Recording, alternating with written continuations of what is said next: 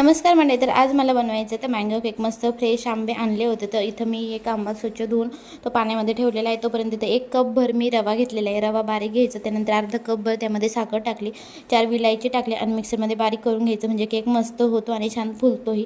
त्यानंतर इथं एक आंबा घेतलेला आहे, त्याची साल काढून मी त्याचा गर काढून घेत आहे। कट करून घ्यायचा, म्हणजे मिक्सरमध्ये लवकर बारीक होतं आणि त्याची प्युरी पटकन होते। 1 कप भर आंब्याचा गर, त्यानंतर अर्धा कप दूध घेतलं, छान मिक्सरमध्ये प्युरी बनवून घेतली, त्या बॅटरमध्ये टाकलं, छान मिक्स करायचं।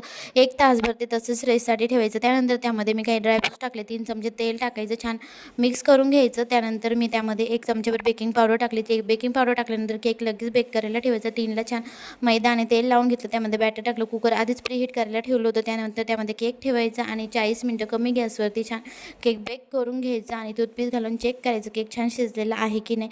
तुम्ही ते बघू शकता, मस्त मँगो केक तयार आहे। खायलाही मस्त लागतो, कमीत कमी साहित्यामध्ये तयारही होतो।